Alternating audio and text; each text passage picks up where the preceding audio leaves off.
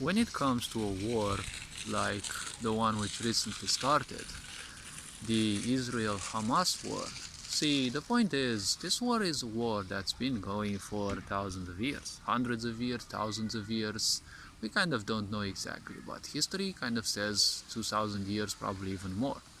It's been 2000 years since Christianity has appeared according to the Gregorian calendar, but it is the youngest of these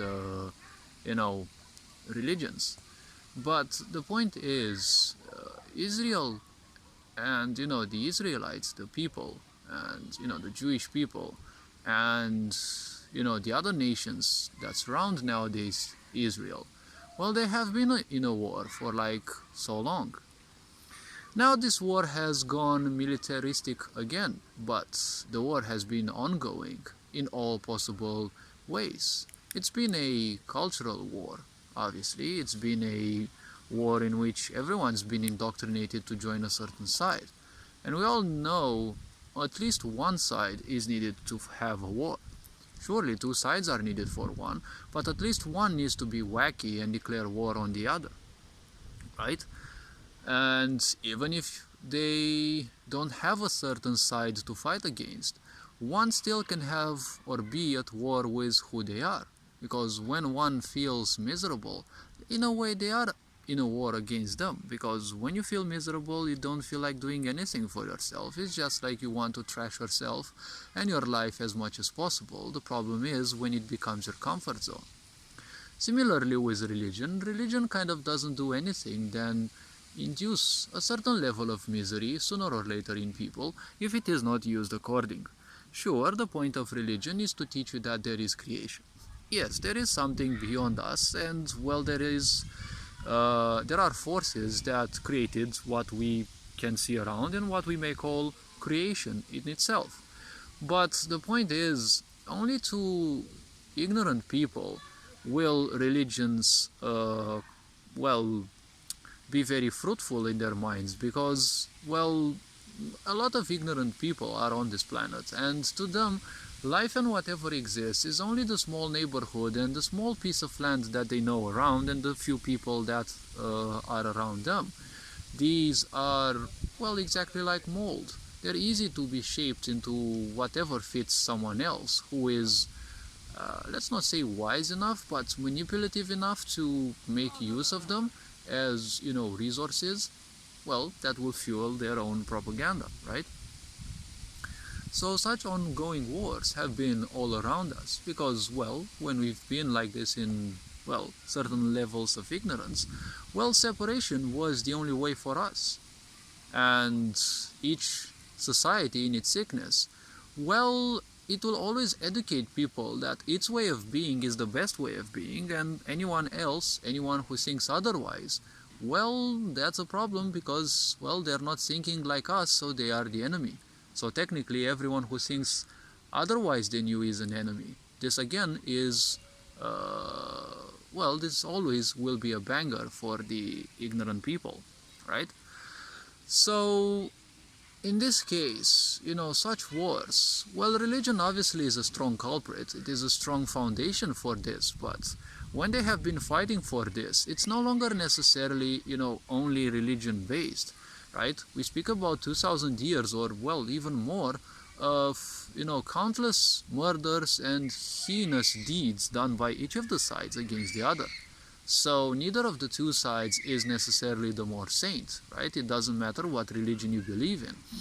When you're born in a society that constantly reminds you that the other side has been doing things, and unfortunately you end up actually seeing your family or loved ones, or, people you didn't get to meet, but, people around you being killed, in surprise attacks, bomb attacks, or whatever, by the other side, right? You will slowly and surely end up feeling entitled that, the enemy must die and, the other side is the enemy. So the problem is you will start fueling the war. You will end up thinking that the enemy must die, and obviously you will engage at war with them. And every person that you kill in that war, the problem is you're breaking some families, and you're strengthening the ties of the war, because the more people you kill, the more families you leave broken, and those people will carry the burden, and obviously they will want to strike back as well, right? Recently, it's been typical that Hamas kind of engaged, and the Israel state would counterattack. But even if this would be the state today, we kind of don't know how things go exactly in there, because the media and the such will always have either an agenda not to tell you the exact things that are happening, and there are certain decisions, interests, and the such, as well as the confusion of war. So not everything will be spoken to you, right? Even if people go there and film things, you only have a little glimpse of that, because don't forget, behind every war there are the backroom deals, right? They say when Hamas initially attacked, some sources claim there was 7,000 rockets fired at Israel. That is a nasty declaration of war, if you ask me. Rockets were fired even before that, right? Months before, last year, there were several such attacks, but there were only several rockets fired. Now suddenly 5,000, some sources even said 7,000. Now that is a great number. The big question in here is not necessarily the war, because we know that the two sides have been fighting one another. And it's not necessarily militaristically, by people killing one another. It's constantly this race of indoctrinizing children, to keep following these old patterns. And people simply don't seem to understand that these thousands of years they have been putting themselves in misery. And, well, because of this misery, they've been failing to see that they're fighting for nothing. And, well, they're only accomplishing someone else's goals, because someone might be interested in keeping you separated, right? A Romanian quote says that when two sides fight, the third one wins, right? Because it's not about the two sides fighting. We know they've been fighting, but the question is, whose interest that war keeps fighting, and who supplied these I'm not gonna rush to call them necessarily terrorist groups, but who was it that supplied them with 5,000 rockets? Because you're not gonna suddenly build 5,000 rockets, right? Some people say it was the Americans, but at the same time, America is the greatest ally of Israel, so you can't necessarily blame the Americans, even if in the last 100 years, well, their entire doctrine towards the outside world was war-related and manipulation, right? Could have been Russia, could have been China, could have been Iran, could have been anyone, right? We shall live and we shall see. But the problem is, wars are always going to spring because, well, poverty and ignorance, right? You keep people ignorant so that they don't do anything for themselves, and therefore they will enjoy their,